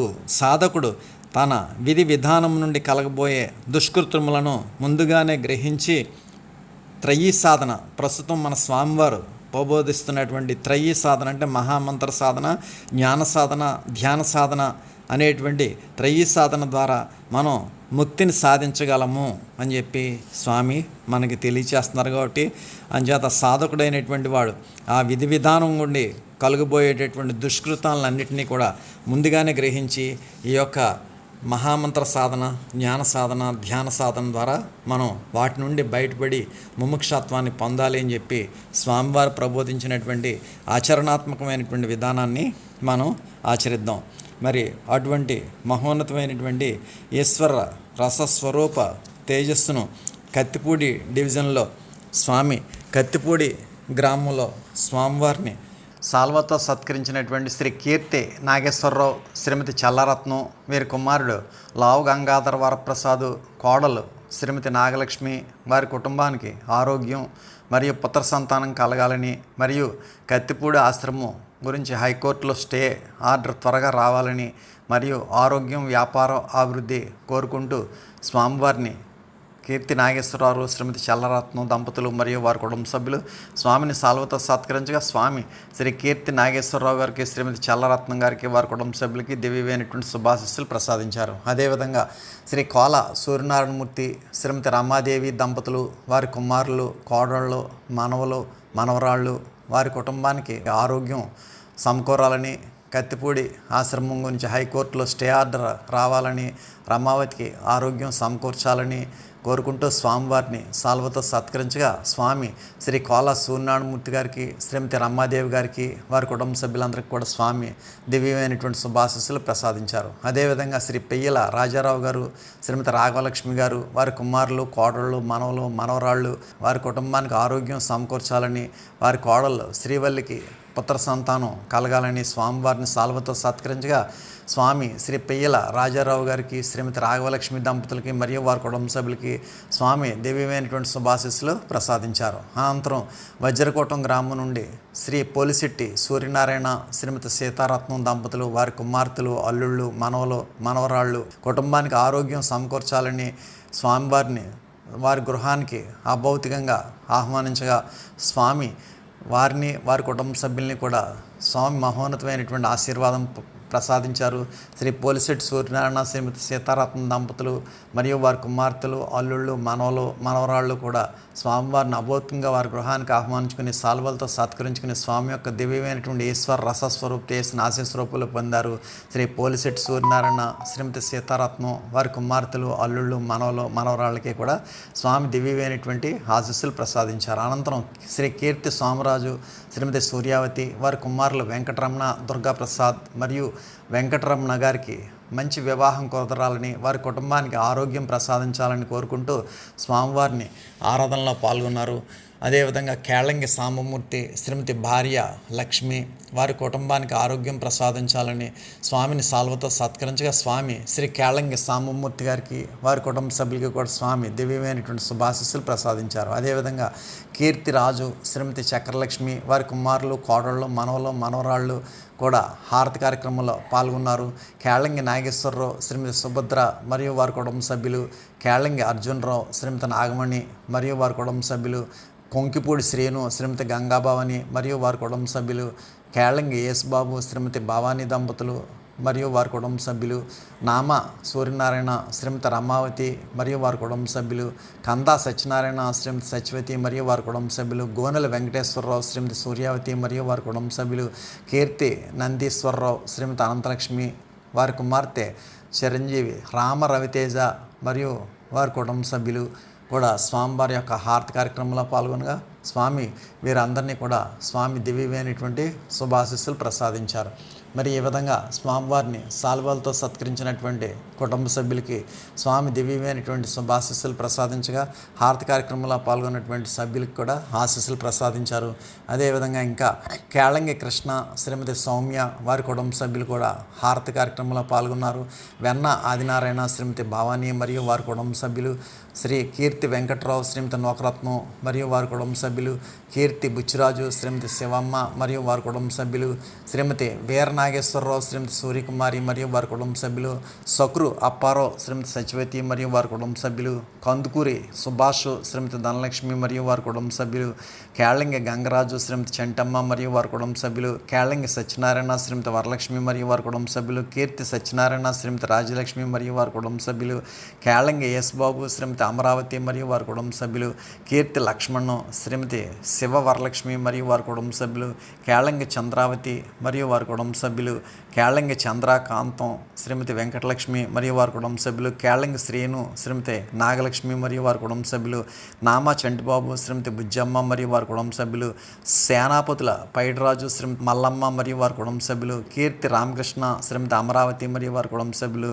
శ్రీమతి అప్పారావు శ్రీమతి నోకరత్నం మరియు వారి కుటుంబ సభ్యులు, కర్ణిడి వెంకటేశ్వరరావు మరియు వారి కుటుంబ సభ్యులు కూడా ఆరోగ్యం బాగుండాలని స్వామివారిని కోరగా హారతి కార్యక్రమంలో పాల్గొన్నారు. వీరందరికీ కూడా స్వామివారు ఆరోగ్యం ప్రసాదించాలని స్వామివారి యొక్క మహోన్నతమైనటువంటి హారతి కార్యక్రమంలో పాల్గొన్న 50 మంది సభ్యులకు కూడా స్వామి ఆశీస్సులు ప్రసాదించారు. అనంతరం చందుర్తి నుండి శ్రీ కురందాసు కొండారావు శ్రీమతి సత్యవతి కుమారులు, కుమార్తెలు, మనవరాళ్ళు కుటుంబ సభ్యులు ఆరోగ్యం చేకూరాలని, మంచి ఇల్లు కావాలని స్వామివారిని సాల్వతో సత్కరించగా స్వామి శ్రీ కురందాస్ కొండారావు శ్రీమతి సత్యవతి గారు మరియు వారి కుమారులు, కుమార్తెలు, మనవరాళ్ళకు కూడా స్వామి దివ్యమైనటువంటి శుభాశీస్సులు ప్రసాదించారు.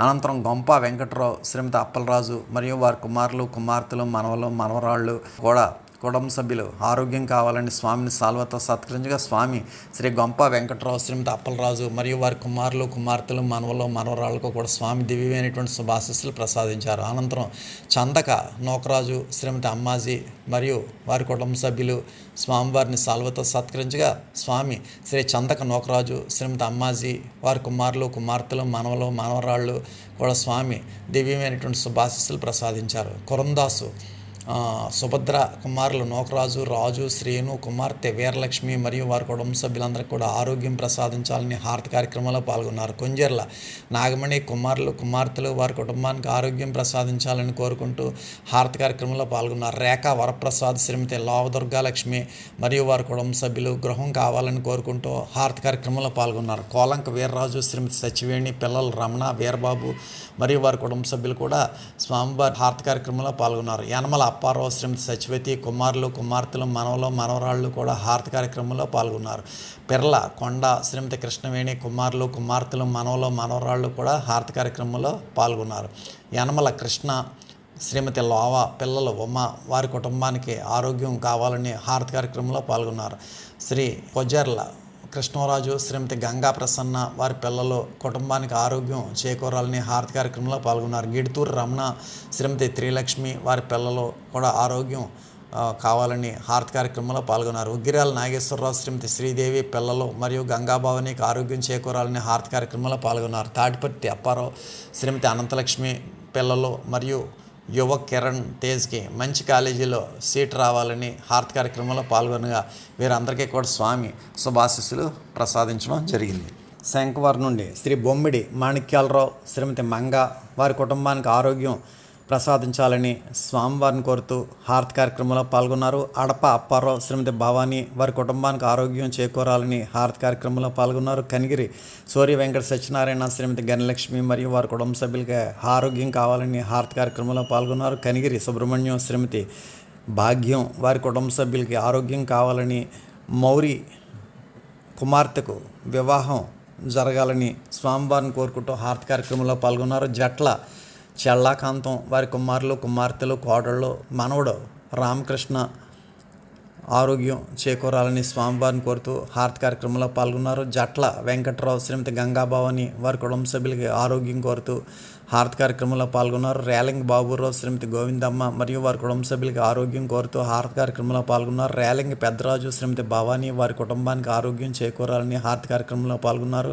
రేలింగ్ విశ్వేశ్వరరావు, శ్రీమతి జగదీశ్వరి, కుమారులు, కుమార్తెలు, మనవలు, మనవరాళ్ళు, వారి కుటుంబానికి ఆరోగ్యం చేకూరాలని మరియు విశ్వేశ్వరరావుకి మంచి భవిష్యత్తు స్థిరపడాలని కోరుతూ స్వామి యొక్క హారతి కార్యక్రమంలో పాల్గొన్నారు. చిట్టూరు నాగేశ్వరరావు, శ్రీమతి నాగలక్ష్మి, వారి కుటుంబానికి ఆరోగ్యం చేకూరాలని, కుమార్తె ఆదిలక్ష్మికి మనవడు పుట్టాలని స్వామివారిని కోరుతూ హారతి కార్యక్రమంలో పాల్గొన్నారు. దాసర అప్పన్న బాబు, శ్రీమతి లోవలక్ష్మి, వారి కుటుంబానికి ఆరోగ్యం ప్రసాదించాలని, అప్పన్న బాబుకు మతిస్థిమితం, దేవికి మంచి వివాహ సంబంధం కుదరాలని హారతి కార్యక్రమంలో పాల్గొన్నారు. కనిగిరి అప్పారావు, శ్రీమతి ధనలక్ష్మి, వారి కుమారుడు వెంకటరమణకి ఆరోగ్యం చేకూరాలని స్వామివారి యొక్క హారతి కార్యక్రమంలో పాల్గొన్నారు. పెనుబోతుల రాంబాబు, శ్రీమతి చక్రవేణి, వారి సూర్య మణికంఠ కుటుంబానికి ఆరోగ్యం చేకూరాలని హారతి కార్యక్రమంలో పాల్గొన్నారు. కనిగిరి గోవిందు, శ్రీమతి కనకలక్ష్మి, వారి పిల్లలకు, వారి కుటుంబానికి ఆరోగ్యం చేకూరాలని హారతి కార్యక్రమంలో పాల్గొన్నారు. ఈ విధంగా హారతి కార్యక్రమంలో పాల్గొన్న 50 మందికి కూడా స్వామి దివ్యమైనటువంటి శుభాశీస్సులు ప్రసాదించారు. అనంతరం నెల్లిపూడి నుండి శ్రీ తలపంటి అప్పారావు అనే బుజ్జి, శ్రీమతి దేవి, కుమార్తె నందిక, కుమారుడు దేవేంద్ర రాజా మరియు వచ్చే పంచాయతీ ఎన్నికల్లో గ్రామ పంచాయతీ జనసేన తరపున సర్పంచ్గా గెలుపొందాలని స్వామివారిని సాల్వతో సత్కరించగా స్వామి శ్రీ తలపంటి అప్పారావు అనే బుజ్జిగారికి, శ్రీమతి దేవి, కుమార్తె నందిక, కుమారుడు దేవేంద్ర రాజా మరియు వారి కుటుంబ సభ్యులందరికీ కూడా స్వామి దివ్యమైనటువంటి శుభాశీస్సులు ప్రసాదించారు. శ్రీ కుక్క రాజు, శ్రీమతి సచివేణి మరియు వారి కుటుంబ సభ్యులు ఆరోగ్యం బాగుండాలని, వ్యాపారం బాగుండాలని హారతి కార్యక్రమంలో పాల్గొన్నారు. గోపి వీరభద్రరావు, శ్రీమతి వెంకటరమణ, వారి కుటుంబ సభ్యులకు ఆరోగ్యం చేకూరాలని హారతి కార్యక్రమంలో పాల్గొన్నారు. మడికి పెద్ద సుబ్బారావు, శ్రీమతి నాగలక్ష్మి, వారి కుమారుడు, కుమార్తెలకు స్వామి ఆరోగ్యం కోరుతూ హారతి కార్యక్రమంలో పాల్గొన్నారు. నేమాల నాగబాబు, శ్రీమతి జయలక్ష్మి, వారి కుటుంబానికి హారతి కార్యక్రమంలో పాల్గొన్నారు. యనమల సచివతి, వారి కుమారుడు నాని, వారి కుటుంబానికి ఆరోగ్యం చేకూరాలని హారతి కార్యక్రమంలో పాల్గొన్నారు. ఈ విధంగా హారతి కార్యక్రమంలో పాల్గొన్నటువంటి నెల్లిపూడి సభ్యులందరికీ కూడా స్వామి దివ్యమైనటువంటి ఆశీస్సులు ప్రసాదించారు. ముందుగా స్వామివారిని సాల్వతో సత్కరించిన శ్రీ తలపంటి అప్పారావు అనే బుజ్జి, శ్రీమతి దేవి మరియు వారి కుటుంబ సభ్యులందరికీ కూడా స్వామి మహోత్కృష్టమైనటువంటి దివ్యమైనటువంటి శుభాశీస్సులు ప్రసాదించారు. అనంతరం గైరింపేట నుండి శ్రీ అడప సూరిబాబు, శ్రీమతి సూర్యారావు, వారి కుటుంబానికి ఆరోగ్యం చేకూరాలని స్వామిని సాల్వతో సత్కరించగా స్వామి శ్రీ అడప సూరిబాబు, శ్రీమతి సూర్యారావు మరియు వారి కుటుంబ సభ్యులందరికీ కూడా స్వామి దివ్యమైనటువంటి శుభాశీస్సులు ప్రసాదించారు. అనంతరం కొమ్మున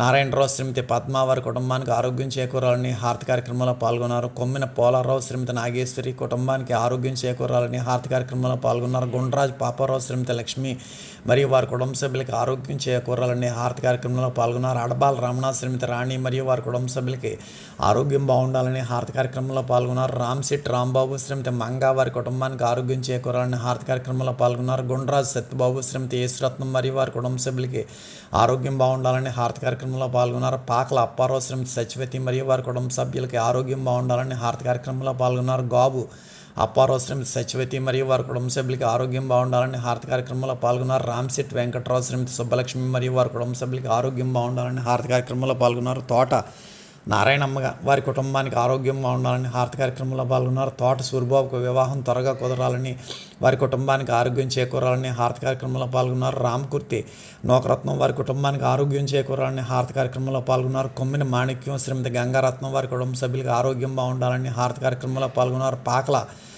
అప్పారావు శ్రీమతి రత్నం కుమారునికి రవికి మంచి వివాహ సంబంధం కుదరాలని మరియు వారి కుటుంబానికి ఆరోగ్యం చేకూరాలని హారతి కార్యక్రమంలో పాల్గొన్నారు. ఈ విధంగా హారతి కార్యక్రమంలో పాల్గొన్న 50 మంది సభ్యులకి కూడా స్వామి దివ్యమైనటువంటి శుభాశీస్సులు ప్రసాదించారు. అనంతరం వన్నెపూడి నుండి శ్రీ గాడిక అప్పారావు శ్రీమతి భూలక్ష్మి అల్లుడు బాబ్జీ మరియు భూలక్ష్మికి సంతానం కలగాలని స్వామివారిని కోరుతూ వారికి స్వామిని సాల్వతో సత్కరించగా శ్రీ గాడిక అప్పారావు శ్రీమతి భూలక్ష్మి అల్లుడు బాబ్జీ మరియు భూలక్ష్మికి సంతానం కలగాలని వారి కుటుంబానికి ఆరోగ్యం చేకూరాలని స్వామివారు దివ్యమైనటువంటి శుభాశీస్సులు ప్రసాదించారు. అనంతరం బవిరిశెట్టి కృష్ణ శ్రీమతి అమ్ముల కుమారుడు కృష్ణ శ్రీను కోడలు శ్రీమతి రాజేశ్వరి మనవడు శివగణేష్ వీర అమర్ కిషోర్ వారి కుటుంబానికి ఆరోగ్యం మరియు వ్యవసాయం చేకూరాలని స్వామివారిని కోరుతూ స్వామిని సాల్వతో సత్కరించగా స్వామి శ్రీ బవిరిశెట్టి కృష్ణ గారికి వారి శ్రీమతి అమ్ములుగా మరియు వారి కుటుంబ సభ్యులకి స్వామి దివ్యమైనటువంటి శుభాశీస్సులు ప్రసాదించారు. దొడ్డిపట్ల గోవిందు శ్రీమతి లత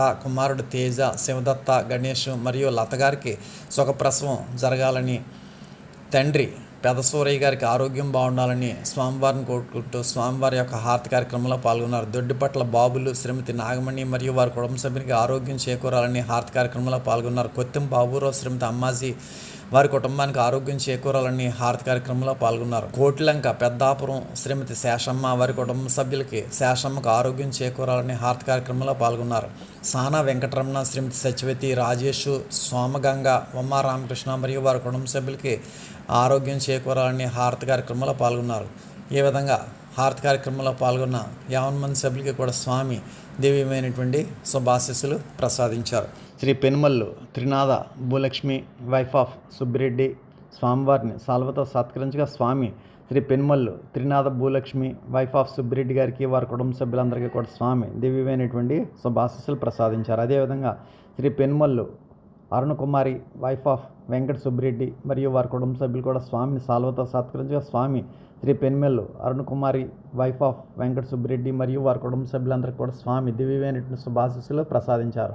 అనంతరం హారతి కార్యక్రమంలో పాల్గొన్న చెల్లూరి లక్ష్మి వైఫ్ ఆఫ్ పాపిరెడ్డి మరియు వారి కుటుంబ సభ్యులు, కోతా ధనలక్ష్మి వైఫ్ ఆఫ్ లావారెడ్డి మరియు వారి కుటుంబ సభ్యులు, పెనుమల్లు దుర్గలక్ష్మి వైఫ్ ఆఫ్ సుబ్బారెడ్డి మరియు వారి కుటుంబ సభ్యులు, పెనుమల్లు సురేష్ సన్ ఆఫ్ పేర్రెడ్డి మరియు వారి కుటుంబ సభ్యులు, బెళ్ళకుర్తి దార్మల్లేశ్వర్ రెడ్డి సన్ ఆఫ్ సుబ్బారెడ్డి మరియు వారి కుటుంబ సభ్యులు వీరంతా కూడా హారతి కార్యక్రమంలో పాల్గొనగా హారతి కార్యక్రమంలో పాల్గొన్న 50 మంది రౌనక్పేట సభ్యులకు కూడా స్వామి ఆశీస్సులు ప్రసాదించారు. ముందుగా స్వామిని సాల్వలతో సత్కరించిన శ్రీ పెనుమల్లు సుబ్బిరెడ్డి శ్రీమతి త్రినాథ భూలక్ష్మి మరియు వారి కుటుంబ సభ్యులు మరియు శ్రీ పెనుమల్లు వెంకట సుబ్బిరెడ్డి శ్రీమతి అరుణకుమారి మరియు వారి కుటుంబ సభ్యులు ఈ 2 కుటుంబాల వారు కూడా స్వామిని సాల్వలతో సత్కరించగా స్వామి శ్రీ పెనుమల్లు సుబ్బిరెడ్డి గారికి వారి కుటుంబ సభ్యులకి, శ్రీ పెనుమల్లు వెంకట సుబ్బిరెడ్డి గారికి మరియు వారి కుటుంబ సభ్యులకి కూడా స్వామి దివ్యమైనటువంటి శుభాశీస్సులు ప్రసాదించిన అనంతరం హారతి కార్యక్రమంలో పాల్గొన్న 50 మంది సభ్యులకి కూడా స్వామి ఆశీస్సులు ప్రసాదించారు.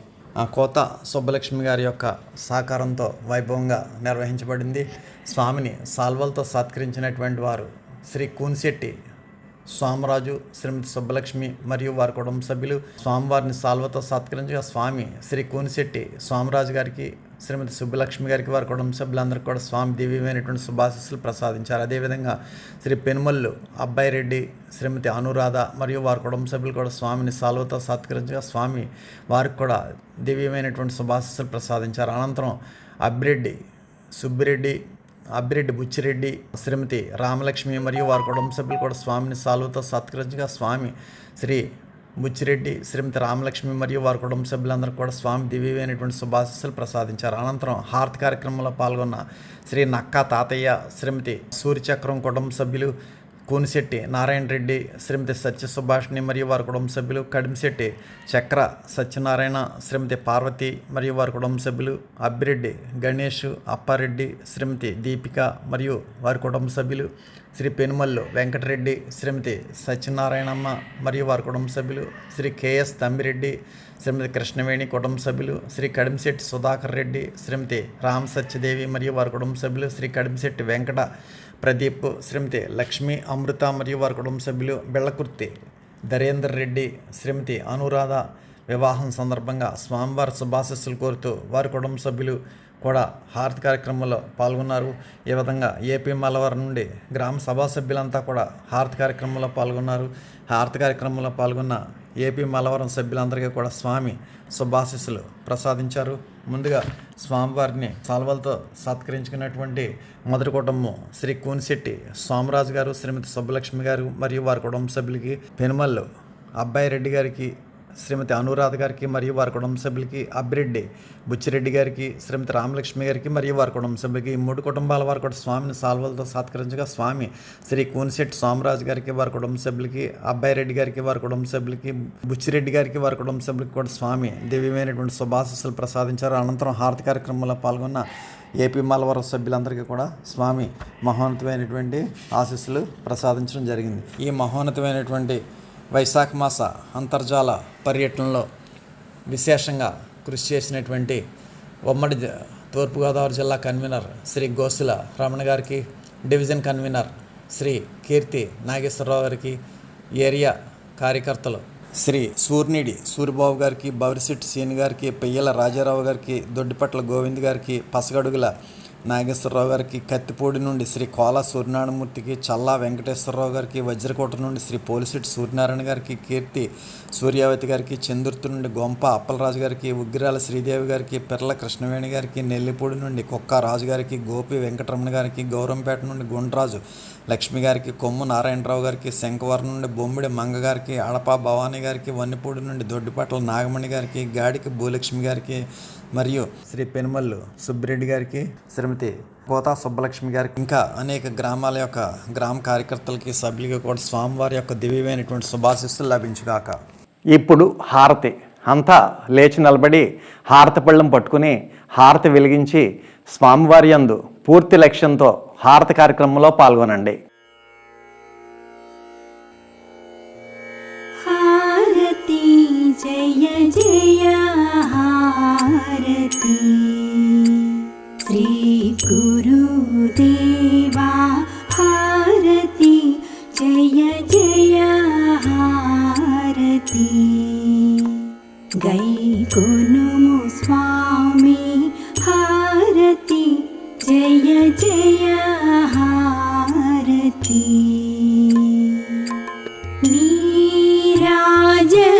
నీరాజనములుని పేరు పేరున గూర్చి నీరాజనములుని పేరు పేరున గూర్చి ఆరాధించుచు భక్తి నర్పించు కర్పూర హారతి జయ జయ హారతి శ్రీ గురుదేవా హారతి జయ జయ హారతి గైకొనుము స్వామి హారతి జయ జయ హారతి పరమ భక్తులు జ్ఞాన భరిత సాత్వీమణులు, పరమ భక్తులు జ్ఞాన భరిత సాత్వీమణులు, కరములు మోక్షి ఈ విరి పళ్ళేరములని హారతి జయ జయ హారతి శ్రీ గురుదేవా హారతి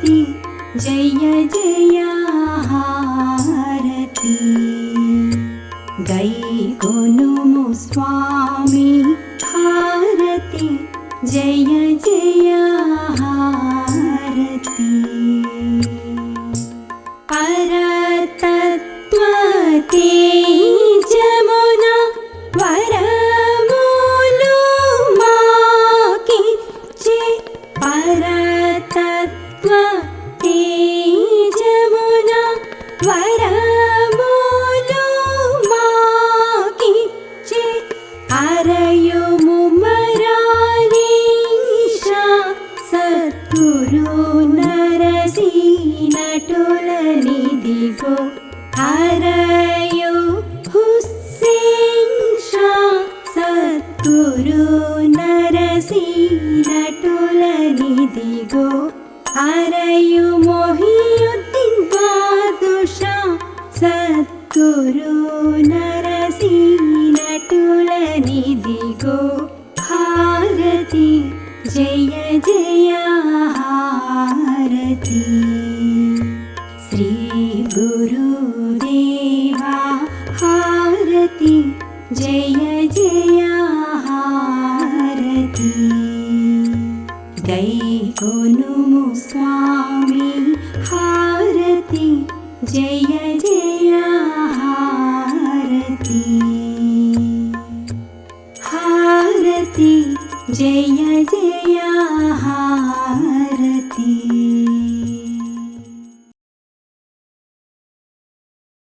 మీరు మీ కుటుంబ సభ్యులందరూ హారతి అనంతరం తీర్థప్రసాదాలు స్వీకరించండి.